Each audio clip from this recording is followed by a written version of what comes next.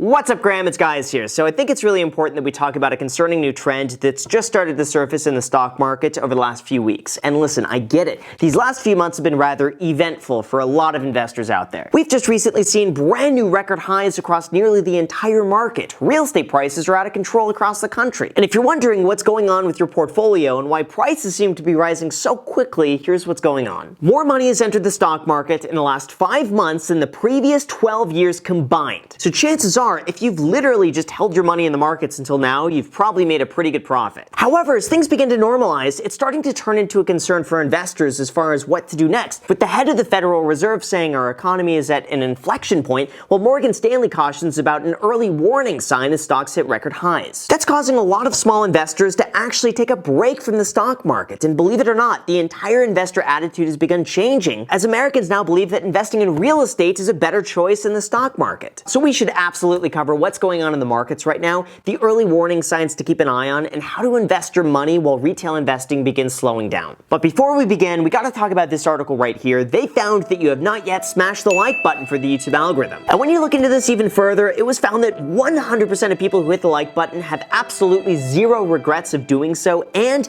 they get a picture of this baby hamster as a thank you. Alright, so because we have a lot to cover, we should start by talking about just how much money has entered the stock market in the last year, and whether or not it's a concern that more and more people are sitting on the sidelines and taking a break from investing. Like I mentioned earlier, Bank of America found that investors have put more money in the stock market during the last 5 months than the last 12 years combined. Trading volume also increased 40% in the first quarter as investors began buying up overlooked, distressed companies that would benefit from a reopening economy. Lately, the expectation has just been that as our economy reopens, investors will start to spend more money. That money will help businesses which have been shut down over the last year, and if we invest in those businesses now, we'll stand to make a lot of money when everything returns back to normal. Well, that of course, combined with low interest rates, has caused the entire world's market cap to hit its highest point ever at $111 trillion.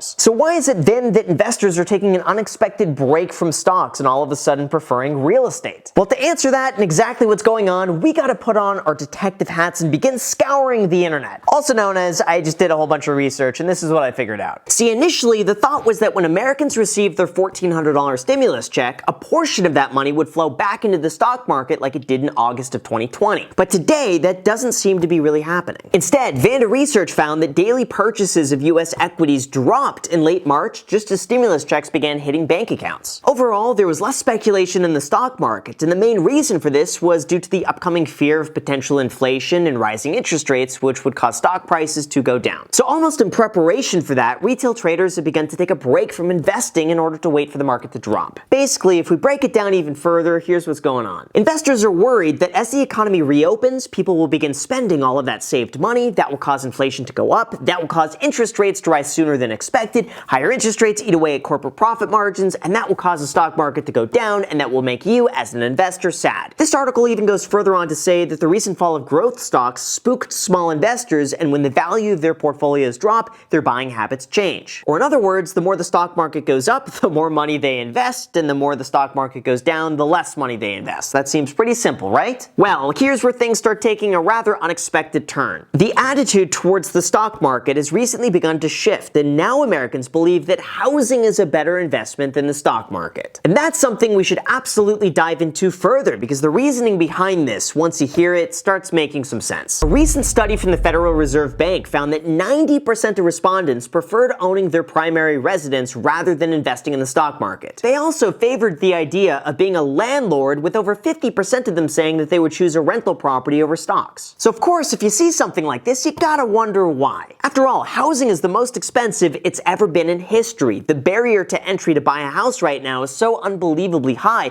unless you have a perfect credit score and a down payment. And you would think that since the stock market saw such a huge increase over last year, that would be the clear winner, right?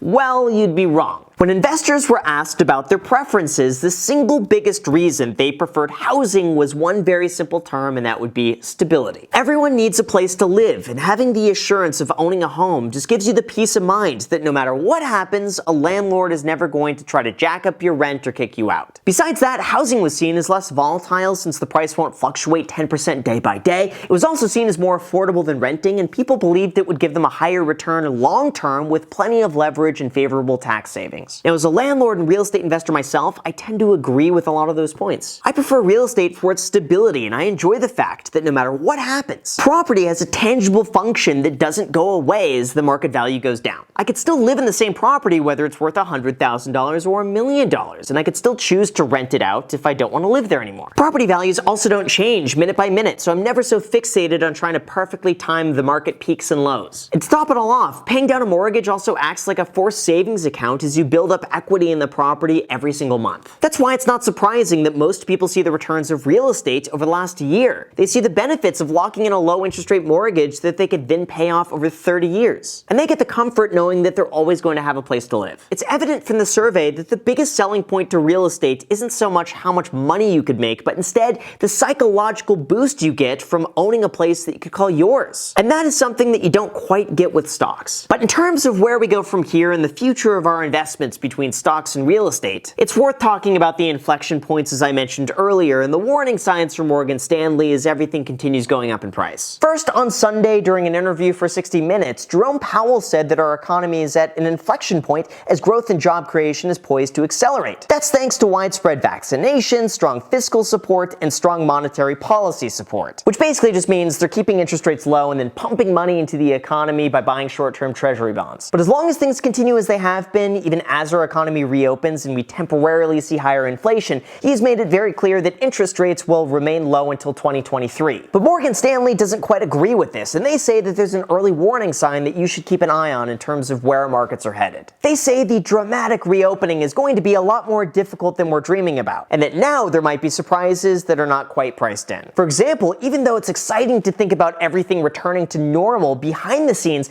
businesses are already starting to face supply shortages in everything from materials to labor, and that could bring bad news when companies begin reporting earnings. Anecdotally, I could attest to this as well. I ordered a washing machine and a refrigerator directly from the manufacturer back in November, and still I've yet to receive them because the company has been back-ordered with no access to any of their products. Even lumber and building materials have increased 180% in the last year due to both an increase in demand and businesses not yet able to operate at full capacity. I would expect this to extend throughout nearly everything as demand outpaces supply on a lot of the items we use day to day. And even though this might be kind of good news for businesses, the reality is they're going to be stifled in terms of how many sales they could make. And that will end up costing you more money until eventually things normalize. But now, to address a major problem in the market and then what you could do about it, here's what you need to know. First, it's concerning that investors are taking a break from the stock market, because to me this represents more of an emotional response to pricing than a logical one. I know you're probably tired of me saying this by now, but really it's so true that the best strategy out there when it comes to investing is just to keep buying, and that's it. Even though we may very well see a short-term drop in the market, it may very well continue going up. And anytime you pull your money out of the market, you risk missing out on those opportunities. The other surprising point when it comes to this is that right now there's a lot of money sitting on the sidelines just waiting for a drop to start buying in. Like as of now, there's $4.5 trillion worth of institutional and retail money in money market funds, which is the highest level in the last year. It's expected that this could continue pushing prices even higher, and any short-term drop in price would continue to be bought up along the way. The CEO of JP Morgan, Jamie Dimon, also thinks that the economic boom may last through 2023, which could very well justify current levels since markets are pricing in growth and excess savings that make their way back into stocks. But at the end of the day, the reality is successfully opening the economy will be challenging, and it's impossible to tell how much of that is already priced in or if we're getting ahead of ourselves in terms of how quickly that will happen. From what I'm seeing, back orders, delays, and limited capacity will probably stifle growth for quite some time. And that's difficult to quantify when everyone else is forward thinking in terms of how well our economy is going to reopen. So my philosophy is really just this: keep enough cash on the sidelines so that if there is a drop in the markets, you know with 100% certainty that you have enough to buy in. But understand that money comes at the cost of potentially missing out on future gains if the market continues going up. I've made the choice just to keep buying no matter what happens, because chances are if you don't need the money for another 10 to 20 years, any short-term drop in price doesn't matter much anyway. But never keep too much cash on the sidelines, because study after study shows that 66% of the time, investing all of your money right away is going to give you a higher return than slowly trickling into the market. Real estate is also a fantastic way to diversify your money and add some stability to your portfolio, but don't think that it has to be one or the other. I'd use a combination of both stocks and real estate if at all possible. And sure, owning real estate could be expensive, and it's so much easier to throw $100 in the stock market than spend years saving up for a down payment. But ideally, you could make them both a goal to work towards. Plus, to help help get you in the right direction, Public is going to be giving you a free stock worth all the way up to $50 when you use the link down below in the description. And you have a chance to earn a completely free stock of Tesla when you deposit $100 on the platform by April 16th. Investing in stocks would be able to give you a liquid investment that you could continue buying into without any further work on your end. While investing in real estate gives you the advantage of stability, leverage, and the utility of being able to live there or rent it out. One is not necessarily better than the other, and it really just depends on how much time you're willing to invest. So at the end of the day, I would not recommend taking a break from the stock market when instead you'll probably end up making more money by staying consistent, keep buying in, and not letting fears of stocks being at all-time highs slow you down. And even if prices do come down, that's just a natural part of investing and isn't something that you should be worried about. Just make a plan today, stick with it, and then from there, it's all about time and consistency. By doing that, you're going to have the best chance at coming out ahead long term, as long as, of course, you destroy the like button for the YouTube algorithm. So with that said, you guys, thank you so much for watching. I really appreciate it. As always, make sure to destroy the subscribe button and the notification bell. Also, feel free to add me on Instagram. I post it pretty much daily, so if you want to be a part of it there,